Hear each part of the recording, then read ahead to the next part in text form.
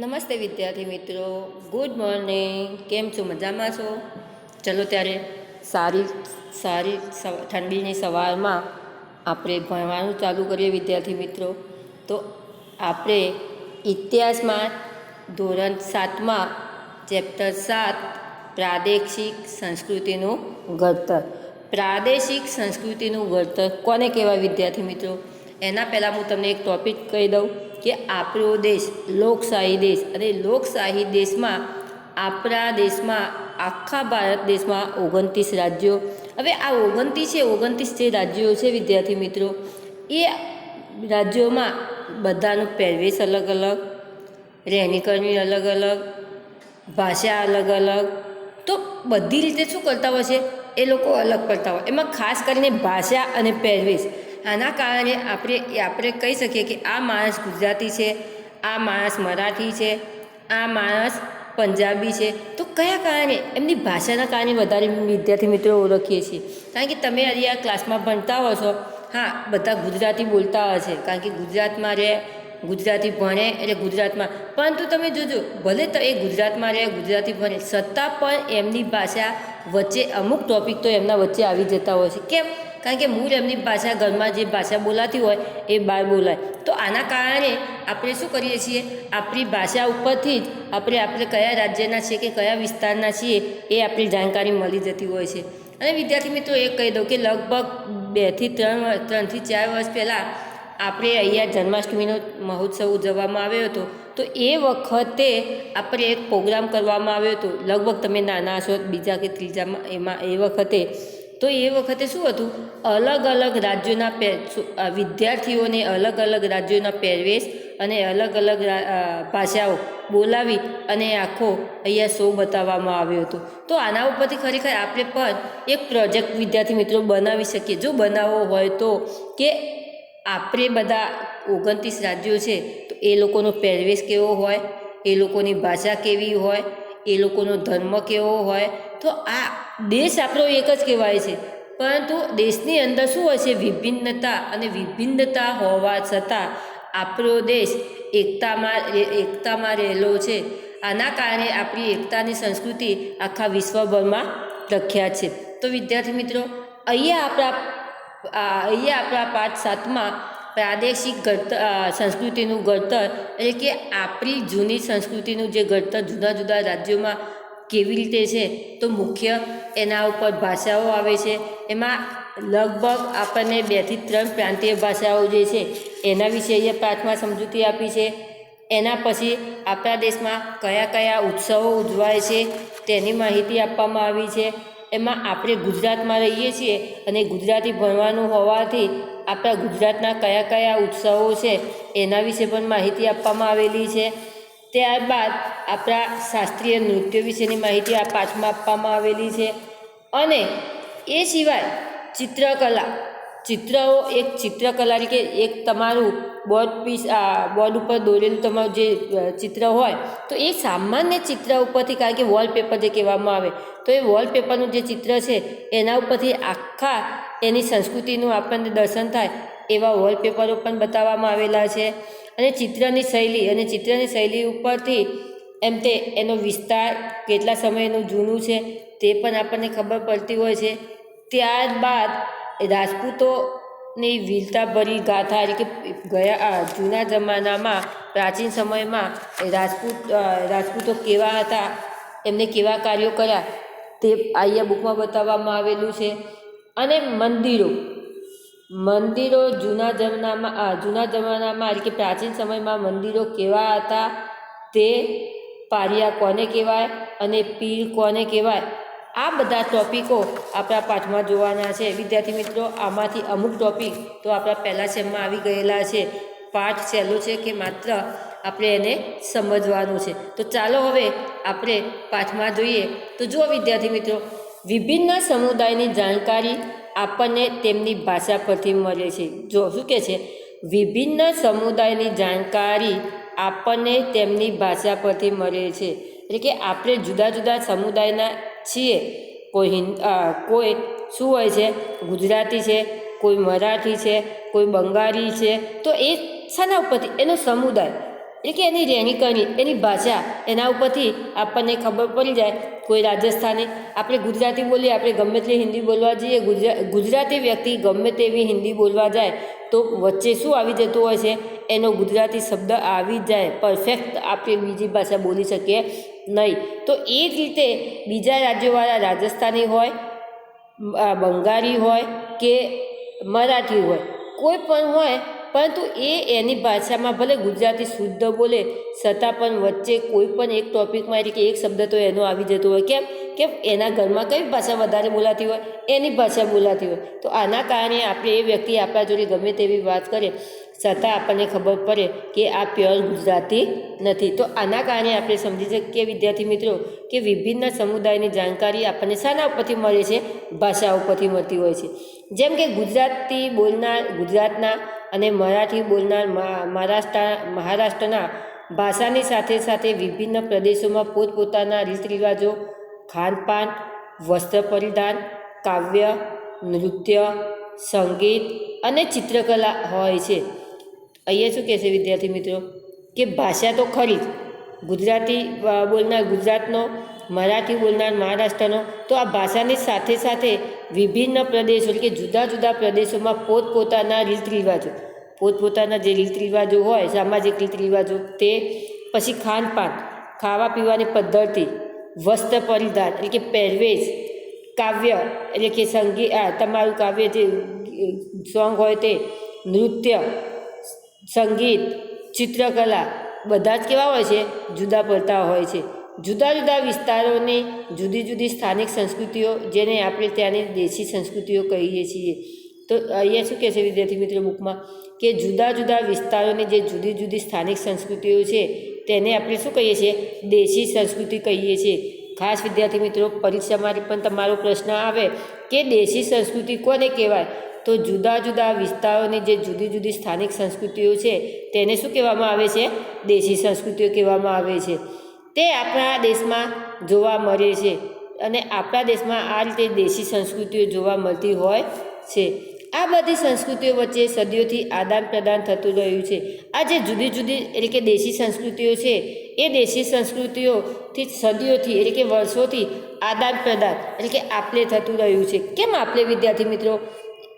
કેમ કે આપણે ગુજરાતમાં રહીએ છીએ તો એ લોકો ગુજરાતની બોલી બોલે, જ્યારે આપણે બીજા રાજ્યમાં આપણા પપ્પા કે કોઈ નોકરી કરતું હોય તો એમની જોડે આપણે જઈએ તો એમના શબ્દો આપણે થોડા શીખતા હોઈએ છીએ, એમના રીત રિવાજો આપણે જોતા હોઈએ છીએ. તો આના કારણે એમ તે સદીઓથી આપણે આ સંસ્કૃતિનું આદાન પ્રદાન કે શું કરતા હોઈએ છીએ, એમાં ફેરફાર આદાન પ્રદાન કરતા હોઈએ છીએ, એટલે કે આપણે એ સમજતા હોઈએ છીએ. તેમ છતાં કેટલાક વિસ્તારોની કેટલીક ખાસ પરંપરાઓ આજ સુધી અકબંધ છે. આમ છતાં આદાન પ્રદાન કે આપણે ગુજરાતી છીએ, ભલે મરાઠી જોડે રહીએ કે રાજસ્થાની જોડે રહીએ તો એ શીખીએ ખરા બધું, પરંતુ આપણા જે રીત રિવાજો જે ગુજરાતના છે એ ગુજરાતના આપણે શું કરીએ એ જ પ્રમાણે આપણે આપણી જીવનશૈલી ગુજારીએ, એ લોકોના શીખીએ ખરા, પરંતુ એમાં આપણા જીવનમાં આપણે એને ઉતારતા નથી. કે આપણી જે વંશ પરંપરાગત વર્ષો જૂની પરંપરા છે એ અકબંધ એટલે કે એ આપણે છોડતા નથી. હવે ભારતમાં પ્રાંતીય ભાષાઓનો વિકાસ, આપણું જે ભારત દેશ છે એમાં પ્રાંતીય એટલે કે જૂની પુરાણી કઈ કઈ ભાષાઓ છે એમાં આપણે વિદ્યાર્થી મિત્રો આખા 29 રાજ્યોને નહીં, પરંતુ અહીંયા આપણી બુકમાં 3 ભાષાઓ આપેલી છે. તો જોઈએ આ 3 ભાષાઓ કઈ કઈ છે. તો પહેલી છે મલયાલમ. તો મલયાલમ ભાષા કેવી રીતના ઉતરી આવી, એનો સંસ્કૃતિનો વિકાસ કેવી રીતના થયો, તો જુઓ મલયાલમ 9મી સદીમાં સ્થાપવામાં આવેલ મહોદયપુરમનું ચેર રાજ્ય હાલના કેરળનો એક ભાગ હતું. એમ તે જે મલયાલમ છે એ કઈ સદીમાં, 9મી સદીમાં. અને ક્યાંનો, મહોદયપુરનું ચેર રાજ્ય, મહોદયપુરનું જે ચેર રાજ્ય હતું તે અત્યારના કયા નામે ઓળખાય છે, કેરળનો એક ભાગ તરીકે ઓળખાય છે. કેરળની સંસ્કૃતિને તેની ભાષા મલયાલમ સાથે જોડતા આ સંસ્કૃતિ મલયાલમ સંસ્કૃતિ તરીકે ઓળખવામાં આવે છે. તો અહીંયા શું કહે છે વિદ્યાર્થી મિત્રો, ખાસ પહેલો ટોપિક કે મહોદયનું ચેર રાજ્ય અત્યારના કયા નામે ઓળખાય છે, તો અત્યારના કેરળનો એક ભાગ તરીકે ઓળખવામાં આવે છે. અને કેરળની સંસ્કૃતિ સાથે કઈ ભાષા જોડવામાં આવેલી છે, તો કેરળની સંસ્કૃતિ સાથે મલયાલમ ભાષા જોડવામાં આવેલી છે અને આ સંસ્કૃતિ મલયાલમ સંસ્કૃતિ તરીકે ઓળખવામાં આવે છે. અંતે કેરળની સંસ્કૃતિને મલયાલમ તરીકે ઓળખવામાં આવે છે અને આ સંસ્કૃતિ કયા નામે મલયાલમ સંસ્કૃતિ તરીકે એમ તે ઓળખવામાં આવેલી છે. મલયાલમ ભાષા કેરળમાં બોલાતી મુખ્ય ભાષા છે. ખાસ વિદ્યાર્થી મિત્રો, કેરળની મુખ્ય ભાષા કઈ? પરીક્ષામાં તમારે ટોપિક આવે કે કેરળની મુખ્ય ભાષા કઈ, તો કેરળની મુખ્ય ભાષા મલયાલમ છે. તેના પર સંસ્કૃતનો ઘણો પ્રભાવ જોવા મળે છે. એમ તે આ મલયાલમ ભાષા પર સંસ્કૃત ભાષાનો ઘણો પ્રભાવ જોવા મળે છે. કેમ વિદ્યાર્થી મિત્રો? કે સૌથી જૂનામાં જૂની ઋગ્વેદમાં આપણે ઋગ્વેદના વેદ ગ્રંથમાં જોઈ ગયા કે આપણી સૌ પ્રથમ કઈ ભાષા હતી? સંસ્કૃત ભાષા. એમાંથી અપ્રભ્રંશ થઈ અને બીજી ભાષાઓ આપણી શરૂ થઈ. તો આ મલયાલમ ભાષા ઉપર પણ શાનો પ્રભાવ છે? સંસ્કૃતનો પ્રભાવ જોવા મળે છે. 14મી સદીમાં વ્યાકરણ અને કાવ્યશાસ્ત્ર પર લખાયેલ લીલા તિલકમ ગ્રંથ મલિપ્રવાલમ શૈલીમાં લખાયો હતો. ખાસ વિદ્યાર્થી મિત્રો, તમારે પરીક્ષા માટે તો 14મી સદીમાં વ્યાકરણ અને કાવ્યશાસ્ત્ર પર લખાયેલ 14મી સદીમાં એમ તે વ્યાકરણ અને કાવ્યશાસ્ત્ર પર લખાયેલ લીલા તિલકમ ગ્રંથ, લીલા તિલકમ નામનો જે ગ્રંથ છે તે કઈ શૈલીમાં? મલિપ્રવાલમ નામની શૈલીમાં લખાયો હતો. તો લીલા તિલકમ નામનો ગ્રંથ છે અને કઈ શૈલીમાં એટલે કે કઈ ભાષામાં લખાયો હતો? મલિપ્રવાલમ નામની ભાષામાં લખાયેલો હતો. તો ખાસ વિદ્યાર્થી મિત્રો, મલયાલમ 9મી સદીમાં સ્થાપવામાં આવેલું મહુદરપુરમનું જે રાજ્ય હાલ કેરળનું ભાગ કહેવામાં આવે છે. કેરળની મુખ્ય ભાષા મલયાલમ, તે સંસ્કૃતિ મલયાલમની તરીકે ઓળખવામાં આવે છે અને મલયાલમ ભાષા જે છે એના પર સંસ્કૃતનો પ્રભાવ વધારે છે. જ્યારે 14મી સદીમાં લખાયેલો લીલા તિલકમ ગ્રંથ એ કઈ શૈલીમાં જોવા મળતો હતો? મણિપ્રવાલમ નામની શૈલીમાં જોવા મળતો હતો. હવે બંગાળી ભાષા, તો બંગાળી ભાષાનો ઉદ્ભવ સંસ્કૃત ભાષામાંથી થયો હોવાનું માનવામાં આવે છે. ખાસ વિદ્યાર્થી મિત્રો, એ વધારે ધ્યાન રાખવાનું કે બધી જે ભાષાઓ છે, પરંતુ બધી ભાષાઓ પર સંસ્કૃતનો પ્રભાવ તો રહેવાનો. કારણ કે આપણી ભાષા, કારણ કે આપણા વેદો ગ્રંથો શરૂ થયા એ વખતે સૌ પ્રથમ ભાષા કઈ થઈ હતી?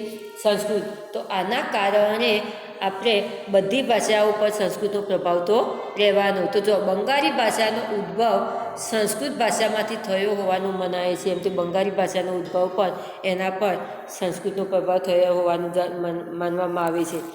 15મી સદી, ખાસ વિદ્યાર્થી મિત્રો અહીંયા સદીઓ વધારે યાદ રાખવાની છે.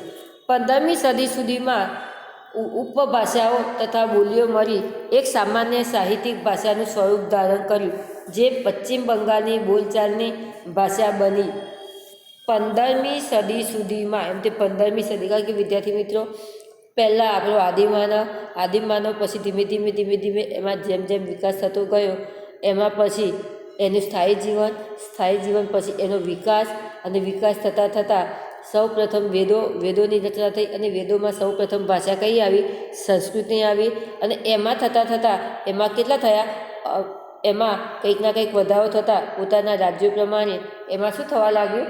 કંઈક ના કંઈક અલગ વધારો થવા લાગ્યો. તો એ જ રીતે અહીંયા 15મી સદી સુધીમાં ઉપભાષાઓ એટલે કે જુદી, કેમ આપણે નામ અસલ નામ સ્કૂલમાં હોય અને ઉપનામ કહેવામાં આવે છે. ઉપનામ એટલે કે જે બીજા નામો હોય તે, એમ ઉપભાષાઓ તથા બોલીઓ મળીને, એમ તે જુદી ઉપભાષાઓ અને જે જુદી બોલી છે એ મળીને એક સામાન્ય સાહિત્યિક ભાષાનું સ્વરૂપ ધારણ કર્યું, જે પશ્ચિમ બંગાળની બોલચાલની ભાષા બની ગઈ. ખાસ વિદ્યાર્થી મિત્રો, પરીક્ષામાં તમારી પ્રશ્ન આવે કે પશ્ચિમ બંગાળની બોલચાલની ભાષા કેવી રીતે બની ગઈ? તો 15મી સદીમાં જે ઉપભાષાઓ અને જે જુદી બોલીઓ છે એ બોલીઓ ભેગી મળી અને એક સાહિત્યિક ભાષાનું સ્વરૂપ, એટલે કે બધી મળી અને એક સાહિત્યિક એટલે કે એક અલગ ભાષાનું સ્વરૂપ ધારણ કર્યું. અને એ અલગ ભાષાનું સ્વરૂપ એ કયા નામે ઓળખવા લાગ્યું? બંગાળી ભાષા તરીકે જાણીતી થઈ. બંગાળી ભાષા તરીકે જાણીતી થઈ. જનજાતિઓ ભાષાઓ પર્શિયન એટલે કે ફારસી ભાષા, અને ભારતમાં અંગ્રેજ શાસનની શરૂઆત બંગાળથી થતાં જ ત્યાં યુરોપિયન ભાષાઓનો બંગાળી ભાષા પર પ્રભાવ જોવા મળે છે. તો ખાસ વિદ્યાર્થી મિત્રો એક તમને કહી દઉં, કારણ કે 8મા ધોરણમાં તમે આવશો એટલે અંગ્રેજો વિશે તમારે જાણવાનું આવશે. તો અહીંયા શું કહે છે આપણને કે સૌ પ્રથમ શાસનનો પાયો અંગ્રેજ શાસનનો પાયો કઈ જગ્યાએ નાખ્યો હતો? તો બંગાળમાં નાખ્યો હતો. આના કારણે અને બીજા બધા જે પરદેશી હતા એ પરદેશી પણ બંગાળમાં સૌપ્રથમ વધારે આવીને રહ્યા. તો આના કારણે ત્યાં જુદી જુદી ભાષાઓ ભેગી થઈ અને આના કારણે એ જુદી જુદી ભાષાઓ ભેગી થઈ અને છેવટે એક સાહિત્યિક ભાષાનું સ્વરૂપ ધારણ કરી અને બંગાળી ભાષા બની.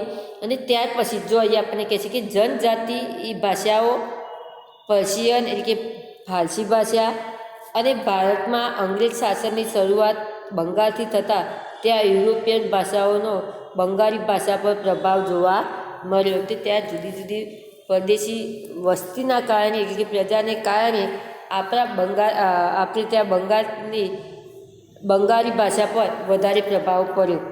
પ્રારંભિક બંગાળી સાહિત્યને 2 ભાગમાં વહેંચી શકાય છે. એમ તે શરૂઆતની બંગાળના સાહિત્યને કેટલા ભાગમાં? 2 ભાગમાં. કયા 2 ભાગમાં? સંસ્કૃતિથી પ્રભાવિત અને સ્વતંત્ર, અને પ્રથમ ભાગમાં સંસ્કૃત મહાકાવ્યોના અનુવાદ અને બીજા ભાગમાં નાથ સાહિત્યનો સમાવેશ થાય છે. અહીંયા શું કહે છે આપણને? પ્રારંભિક બંગાળી સાહિત્યને 2 ભાગમાં. એમ તે પ્રારંભિક શરૂઆતના બંગાળનું રાજ્ય જ્યારે અલગ થયું હતું એ વખતે એને સાહિત્યને સાહિત્ય એટલે કે તમારું જે ભણવાનું બુકો હોય તે એનો પ્રભાવ જે હોય તે. તો આ પ્રારંભિક બંગાળી સાહિત્યને કેટલા ભાગમાં? 2 ભાગમાં વહેંચવામાં આવે છે. પહેલો ભાગ આવે તે સંસ્કૃતથી પ્રભાવિત અને સ્વતંત્ર, સંસ્કૃત ઉપરથી જે પ્રભાવ પડ્યો હોય તે અને એની સ્વતંત્ર ભાષા સાહિત્ય રચના થઈ હોય તે. અને પ્રથમ ભાગમાં સંસ્કૃત મહાકાવ્યનો અનુવાદ. જો વિદ્યાર્થી મિત્રો એ તમારું કન્ફ્યુઝન ના થાય એમ તે બંગાળી સાહિત્યને 2 ભાગમાં વહેંચવામાં આવી. 2 ભાગમાં તો ખરી, પરંતુ 2 ભાગમાં મુખ્ય કઈ હતી? સંસ્કૃતથી પ્રભાવિત અને સ્વતંત્ર, આ મુખ્ય હતી. અને આ મુખ્યમાંથી એના 2 ભાગ પાડવામાં આવ્યા. પહેલો ભાગ, પ્રથમ ભાગમાં સંસ્કૃત મહાકાવ્યનો અનુવાદ અને બીજા ભાગમાં નાથ સાહિત્યનો સમાવેશ થાય છે. ફરીથી વિદ્યાર્થી મિત્રો કે પ્રારંભિક બંગાળી સાહિત્યને 2 ભાગમાં, પરંતુ 2 ભાગમાં એમાં પહેલાં મુખ્ય શું હતું? સંસ્કૃતિ પ્રભાવિત અને સ્વતંત્ર. અને એની સાથે સાથે એમાં પહેલો ભાગ કયો આવ્યો? પ્રથમ ભાગમાં સંસ્કૃત મહાકાવ્યનો અનુવાદ અને જ્યારે બીજા ભાગમાં આવે છે તો નાથ સાહિત્યનો સમાવેશ. એટલે કે 2 ભાગ, એક આવે સંસ્કૃત મહાકાવ્યનો અને બીજામાં નાથ સાહિત્યનો.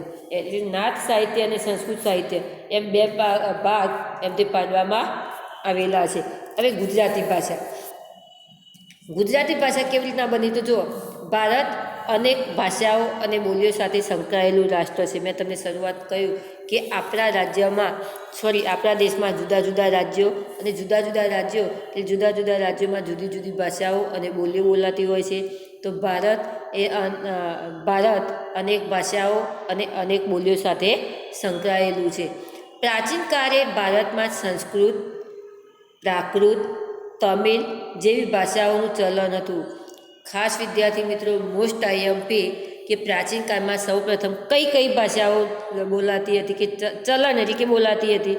તો શરૂઆતમાં પ્રાચીન સમયમાં ભારતમાં સંસ્કૃત, પ્રાકૃત અને તમિલ જેવી ભાષાઓનું ચલણ હતું, એટલે કે જેવી ભાષાઓ બોલાતી હતી.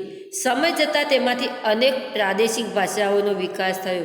હવે જેમ સમય, કારણ કે આદિમ માનવથી સ્થાયી જીવન જીવતા આગળ ને આગળ જેમ સદીઓ ગઈ એમ જેમ સમય વીતતો ગયો એમ પહેલાં એમ તે સંસ્કૃત, પ્રાકૃત અને તમિલ ભાષાઓ બોલાવા લાગી. અને જેમ સમય થયો એમ એમની પ્રાદેશિક ભાષાઓ, એટલે કે એમની જે પોતાના રાજ્યોની જે ભાષાઓ હોય એનો ધીમે ધીમે વિકાસ થવા લાગ્યો. પ્રાદેશિક રાજ્યોની સ્થાપનાએ પ્રાદેશિક ભાષાઓના વિકાસમાં બળ પૂરું પાડ્યું. એમ તે પ્રાદેશિક રાજ્યોના સ્થાપનાએ એટલે કે જુદા જુદા રાજ્યોના જે સ્થાપના થઈ, કારણ કે પહેલાં ધીમે ધીમે સ્થાયી. તમે વિદ્યાર્થી મિત્રો એટલું વિચાર કરો કે આદિ માનવની જ્યારે શરૂઆત થઈ એમાંથી ધીમે ધીમે સદીઓ થતાં જતાં કેટલો વિકાસ થયો અને મનુષ્ય ક્યાંથી ક્યાં પહોંચ્યું. ખાલી આપણે પૃથ્વીની વાત કરીએ તો પૃથ્વી પર આપણે ગમે ત્યાં જઈએ તો માત્ર શું દેખાતું હોય છે? એકલી જમીન દેખાતી હોય, લોકોનો વિકાસ થયેલો દેખાય, તો વિચાર કરો કે એ વખતે માત્ર આદિમાનવની ઉત્પત્તિ થઈ એ વખતે કેટલું હશે અને અત્યારનો સમય કેટલો છે વિદ્યાર્થી મિત્રો. તો અહીંયા એમ કહેવા માગે છે કે પ્રાદેશિક રાજ્યો ધીમે ધીમે જેમ આપણા રાજ્યો શરૂ થયા એમ એમની જુદી જુદી જે ભાષાઓ છે એ ભાષાઓ એટલે કે પોતાની ભાષાઓ, કારણ કે આપણે એમ કહીએ ના અમારી ગુજરાત, આપણે આપણી ગુજરાતી કહીએ તો બીજી ભાષાવાળા કહીએ એમ કહે ના ગુજરાતમાં, તમે જોજો એ લોકો ગુજરાતમાં રહ્યા છતાં પણ એ પોતાની જ ભાષા બોલતા હશે, પોતાના જ તહેવારો ઉજવતા છે, એમની ખાવાની લેરી કરી, હા વસ્તુ એક જ સરખી લાવે પરંતુ એમની જે ખાવાની લેરી કરી જે છે એ પણ અલગ પડતી હશે.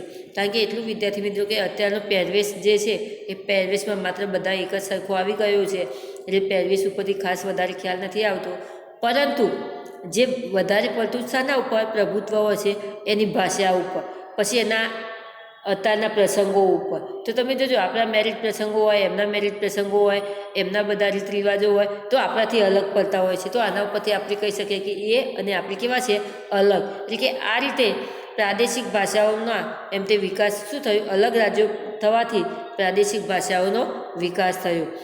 સંસ્કૃતમાંથી તેમજ દક્ષિણ ભારતમાં તમિલમાંથી ઘણી ભાષાઓનો જન્મ થયો. ખાસ શાના ઉપરથી વધારે, સંસ્કૃતમાંથી તેમજ દક્ષિણના તમિલમાંથી એમ તે ઘણી જુદી જુદી ભાષાઓનો જન્મ, એટલે કે જુદી જુદી ભાષાઓ બોલાવા લાગી. 8મી સદીથી પ્રાદેશિક ભાષાનો વિકાસમાં વેગ આવ્યો. ખાસ વિદ્યાર્થી મિત્રો, કઈ સદીથી જુદી જુદી ભાષાઓનો વેગ આવ્યો? તો 8મી સદીથી જુદી જુદી ભાષાઓનો વેગ, એટલે કે 8મી સદીથી જુદી જુદી ભાષાઓ વધારે પડતી બહાર પડવા લાગી. વેગ પડવો એટલે કે બહાર પડવા લાગી. હિન્દી, ખડી બોલી, ખાસ કઈ છે તો વિદ્યાર્થી મિત્રો હિન્દી, ખડી બોલી, અવધી, બંગાળી, ગુજરાતી, મરાઠી, મલયાલી, તેલુગુ, કન્નડ વગેરે ભાષાઓ વિકસી. ખાસ વિદ્યાર્થી મિત્રો પરીક્ષા માટે ટૂંકા પ્રશ્ન માટે કે 8મી સદીથી પ્રાદેશિક ભાષાઓના વિકાસના વેગ માટે કઈ ભાષાઓ વિકસી હતી? તો આ ભારત દેશમાં 8મી સદીમાં કઈ ભાષાઓ વિકસી હતી? તો 8મી સદીમાં ભારત દેશમાં હિન્દી, ખડી બોલી, અવધી, બંગાળી, ગુજરાતી, મરાઠી, મલયાલી, તેલુગુ અને કન્નડ ભાષાઓ વિકસી હતી. ઈસવીસન 10મી અને 11મી સદીમાં સંસ્કૃત, પ્રાકૃત, અપભ્રંશમાંથી ગુજરાતી ભાષાનો વિકાસ થયો. મોસ્ટ આઈએમપી વિદ્યાર્થી મિત્રો પરીક્ષા માટે પણ અને તમારા જીકે માટે પણ કે ગુજરાતી ભાષાનો વિકાસ કેવી રીતે થયો, આપણી ગુજરાતી ભાષા બોલાતી કેવી રીતે થઈ? તો 10મીથી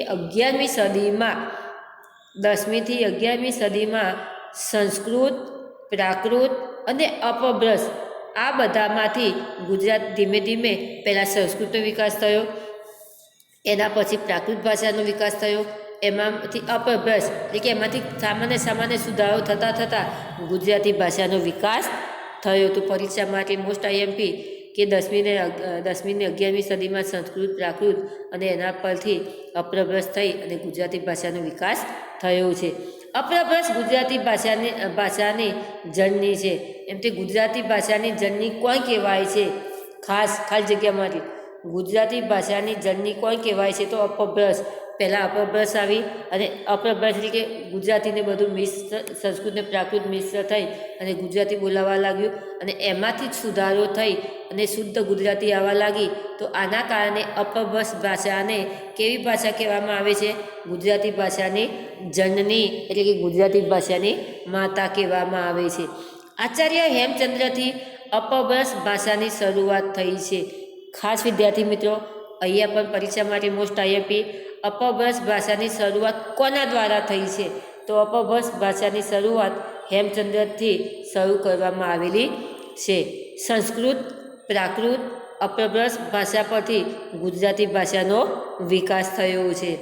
ગુજરાતી માટેનો જ કહી શકાય તેવો નવો સાહિત્યયુગ નરસિંહ મહેતાના હાથે વિકસે છે.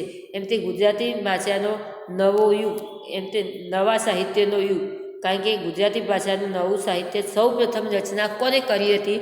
તો નરસિંહ મહેતાએ. એમ તે ગુજરાતી ભાષામાં સૌ પ્રથમ લખાણો અને સાહિત્યનો વિકાસ કર્યો હોય તો નરસિંહ મહેતાએ કર્યો હતો. આ નવા યુગના સૂત્રધારો તરીકે નરસિંહ મહેતા, મીરાબાઈ, બાલન ઉપસી આવે છે. એમ તે નવા યુગના જે સાહિત્યના સૂત્રકારો છે તો નવા યુગના સાહિત્યના સૂત્રકારોમાં સૌ પ્રથમ નરસિંહ મહેતા છે, એના પછી મીરાબાઈ છે અને એના પછી બાલન છે. આ ત્રણેય ભક્તિ સાહિત્યના વિકાસ સાથે ગુજરાતી ભાષાનો વિકાસ કર્યો છે. એમ તે આ ત્રણેય શું કર્યું છે? ભક્તિ સાથે એમ તે ગુજરાતી ભાષાનો આગળ વિકાસ કર્યો છે. નરસિંહ મહેતાએ શામળદાસના વિવાહ, કુંવરબાઈનું મામેરું, હુંડી, સુદામા ચરિત્ર, દારલીલા વગેરે કૃતિઓની રચના કરી છે. ખાસ વિદ્યાર્થી મિત્રો, પરીક્ષામાંથી આપણને મોસ્ટ આઈએમપી કે નરસિંહ મહેતાએ કઈ કઈ કૃતિઓની રચના કરી? તો નરસિંહ મહેતાએ શામળદાસના વિવાહ, કુંવરબાઈનું મામેરું, હુંડી, સુદામા ચરિત્ર, દારલીલા વગેરે કૃતિઓની રચના કરી છે. મીરાબાઈએ પણ કૃષ્ણ ભક્તિને કેન્દ્રમાં રાખીને ઘણા પદો રચ્યા છે. એ રીતે મીરાબાઈએ પણ એમ તે કારણ કે નરસિંહે પણ કૃષ્ણને કેન્દ્રમાં રાખીને ભક્તિ કરી હતી, કૃષ્ણની ભક્તિ કરી હતી, જ્યારે મીરાએ પણ કોની ભક્તિ કરી હતી? કૃષ્ણની ભક્તિ કરી હતી. બાલને સૌ પ્રથમ પોતાની રચનાઓમાં ગુજરાતી ભાષા માટે ગુર્જર ભાષાની સંજ્ઞા આપી હતી. એમ તે બાલન નામના કવિએ શું કર્યું હતું? પોતાની સાહિત્યિક રચનાની સાથે પોતાની ગુજરાતી સાહિત્યની રચનાની સાથે ગુર્જર ભાષાની પણ શું આપી હતી? સંજ્ઞા આપી હતી. તેઓ પાટણના મોઢ બ્રાહ્મણ હતા. આ જે ગુર્જર જે છે બાલન, તે ક્યાંના વતની હતા? પાટણના બ્રાહ્મણ હતા. તેમને આખ્યાનના પિતા તરીકે ઓળખવામાં આવે છે. ખાસ વિદ્યાર્થી મિત્રો, બાલનને કોના પિતા તરીકે ઓળખવામાં આવે છે? તો બાલનને આખ્યાનના પિતા તરીકે ઓળખવામાં આવે છે. તેમની જાણીતી કૃતિઓમાં ધ્રુવાખ્યાન, મૃગીઆખ્યાન, શિવબિલ્લી, સંવાદ વગેરેનો સમાવેશ થાય છે. તો બાલને મુખ્ય કઈ કઈ કૃતિઓની રચના કરી છે? તો બાલને મુખ્ય ધ્રુવાખ્યાનની, મૃગીઆખ્યાનની, શિવબિલ્લીની વગેરેની કૃતિઓની રચના કરી છે. તો ખાસ વિદ્યાર્થી મિત્રો, નરસિંહ મહેતાએ પણ એમ તે કૃષ્ણને કેન્દ્રમાં રાખીને ભક્તિ કરી, મીરાએ પણ કૃષ્ણને કેન્દ્રમાં રાખીને ભક્તિ કરી, જ્યારે બાલન જે છે એ બાલને ગુજરાતી ભાષામાં તો ખરી, પરંતુ ગુર્જર એટલે કે સાવ મૂળ ગુજરાતી ભાષાનો ઉપયોગ કરી અને એમને પણ કૃતિઓની રચના કરી. એમાં બાલનને શાના નામે ઓળખવામાં આવે છે? મોસ્ટ આઈએમપી કે આખ્યાનના પિતા તરીકે ઓળખવામાં આવે છે.